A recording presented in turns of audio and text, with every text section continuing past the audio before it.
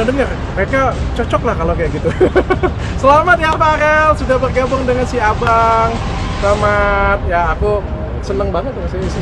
Ya kan kalau ngadu kan semua orang boleh ngadu ya, nggak ada masalah sih. Mungkin mereka punya kecocokan tersendiri sih.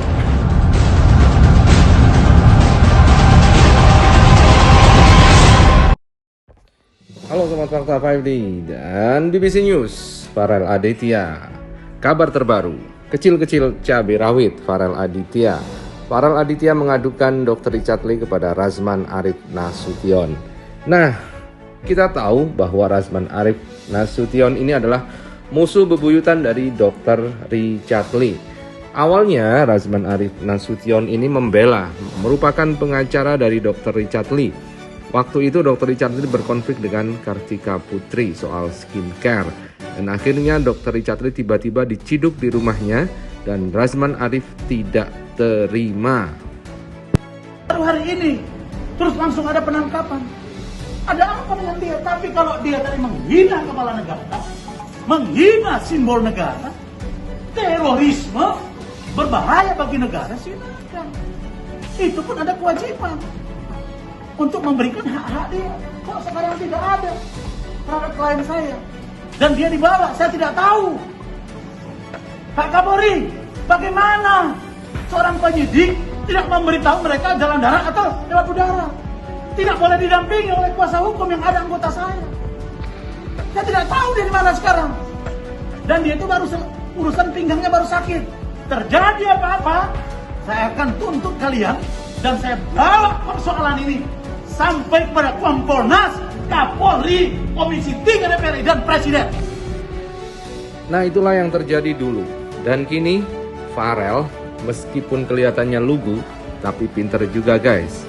Dia tahu kalau Razman Arif sangat benci, bahkan dendam kesumat kepada Dr. Richard Lee. Waktu itu bahkan Razman Arif sampai berkonflik dengan pengacara handal yang lain, yaitu Hotman Paris Hutapea. Karena Dr. Richard Lee menggait Hotman Paris. Meskipun bukan sebagai pengacara, tetapi sebagai partner bisnis di skincare-nya atau dokter atau klinik kecantikannya. Karena itulah kemudian Razman Arif Nasution berang kepada Dr. Richard Lee. Razman Arif Nasution meminta dikembalikan uangnya, kerugiannya dari Dr. Richard Lee. Karena Dr. Richard Lee memutus sepihak pembelaan dari Razman Arif Nasution. Dan kini Farel yang kecil-kecil cabai rawit ini mengadukan ke Razman Arif Nasution. Nah, bagaimanakah tanggapan Razman Arif Nasution soal hal ini? Di hadapan wartawan, dia pun memberikan dan membeberkan fakta-faktanya. Kita simak saja, jangan lupa like, subscribe, dan komennya. Dan selalu ada doa dalam setiap lentikan jarimu. Soal Farel Aditya bang, ini maksudnya abang dihubungi Farel untuk apa tuh bang? Saya dihubungi Farel. Kita sudah kontak-kontakan, bahkan ada komunikasi dengan Pak Rahman. Tapi ya saya orangnya kan pertama begini, saya pikir apa sih gunanya saya harus persoalkan ini Farel. Pertama saya lihat dia diminta 40 juta ya, dan kemudian dia up. Nah, kalau saya tanya dia, kalau pertama saya nggak bisa bantu you kalau you nggak kasih surat kuasa, itu satu ya. Yang kedua, saya bisa saja sebenarnya, dia kan katanya nggak ada ongkos ke Jakarta. Kalau saya kasih ongkos ke Jakarta kan berangkat dia. Bagi saya mengirim ongkos dia itu insya Allah masih mampu saya. Dan yang ketiga, kalau saya memang ingin membujuk dia secara serius, pasti saya bisa. Saya jadikan ini menjadi besar. Mungkin seperti orang lain, seperti ya yang saya duga Richard, saya duga mempengaruhi orang lain untuk mengganggu saya, tapi saya tidak. Kenapa? Karena bagi saya tak penting itu. Udah. Karena saya berpikir apa yang kau lakukan, yang kau terima, itu tak bertuai hidup ini. Ya katanya orang kaya, tapi ada permintaan 40 juta. Itu kan pengakuan Farel, ada juga di saya. Kan Mungkin curhatannya itu seperti apa sih, Bang? Bukan jaminan sih, lebih kayak melihat keseriusan Farel nih, apakah dia akan tetap berhenti sekolah atau Iya, bagaimana tapi dengan ngomong 40 juta Farel itu? ke saya kan ada permintaan 40 juta itu ada ini. Tapi saya tidak komentari terlalu jauh itu. Ada di sini semua chattingannya. Tapi mungkin curhatannya Farel itu seperti apa? Kayak ketakutan, Iya. rasa takut gitu. Dia Seperti merasa apa yang ditunjukkannya ke Dia abang? merasa takut. Kalau itu saya bilang, kau nggak usah takut. Nah, itu nggak ada pidananya itu saya bilang. Tapi saya tidak, kan bayangin, ini sudah 2 minggu loh. Saya nggak ngomong tuh. Ini juga ngomong karena ditanya kaitannya dengan Pak. Nggak ngomong saya. Saya tinggal ngomong sama Eki sama kalian media kan. Hei, ini ada kasus besar ini. Apa ini? Yang dari Farel nih? Nggak lah, udah saya lakuin. Nggak mau saya. Terus yang katanya juga orang ya, saya nggak mau sebut nama lah, yang orang yang sering di kopi-kopi, nah ini katanya gratisan. Itu anak itu ngaku ke saya. Ada 15 juta. Bertengkar lagi. Ada di percakapan itu kedengaran, dia minta tolong sama saya supaya dibantu dia.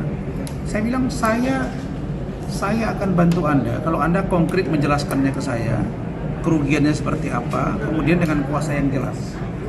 Tetapi sekali lagi, kalau saya ingin cari-cari masalah, maksudnya nyerang-nyerang mereka yang nggak ada hubungannya, saya nggak ada guna. Lebih baik saya mengurus prestasi saya. Saya menang, kan kalian tahu saya menang di Sumatera Utara. Ini saya juga lagi ada proses kasus yang lain saya urusin. Nah, dibilang saya menikmati yang diberi Allah ke saya sekarang. Saya menikmati bagaimana saya mengenali kawan saya sekarang. Ada kawan saya yang setia setengah hati, ada yang setia penuh hati, ada yang juga bukan kawan saya. Dan yang ketiga, saya menikmati keterkenalan ini sekarang. Tapi itu sekali lagi karena Allah. Tapi berat bagi kita. Meraih itu gampang, bos. Mempertahankan yang berat. Jadi bagaimana kita jangan jumawa, jangan sombong, jangan kita takabur. Saya selalu minta perlindungan dari Allah. Itu saja. Bang, itu mungkin ada lagi curhatan Farel tentang sekolah mungkin? Ada. Apa Tentang itu Bang? sekolah, disekolahkan di mana, Iya. di Palembang. Nah, dia kan di sana kan sekolahnya di sana itu di Palembang itu kan di sekolah non Muslim ya. Nah, kalau itu sih saya agak tertarik sedikit. Saya perlu tanya waktu itu, Anda masuk sekolah ke situ motivasinya apa? Saya ingin tahu dong. Ini orang mau membelokkan apa atau apa gitu. Ternyata dia bilang tidak. Memang itu sekolah bagus, ajarannya kita tidak pernah diarahkan gini. Oh, cukup. Itu aja. Tapi kalau itu dia bilang kemarin ini gini-gini, saya diajari supaya ini ya, misalnya ya, saya diarahkan untuk gini dari agama saya, itu mungkin saya akan marah. Tapi sekali lagi tidak. Bahkan baru-baru ini ada lagi WAD yang terbaru, Bang, Pak tolong bantu saya udah mau dilaporkan. Orang-orang yang WAD itu ada di sini semua. Tapi saya tidak lakukan itu. Ada semua. Ya, karena saya tidak penting. Tidak penting saya mengomentari mereka. Cukup ya. Thank you.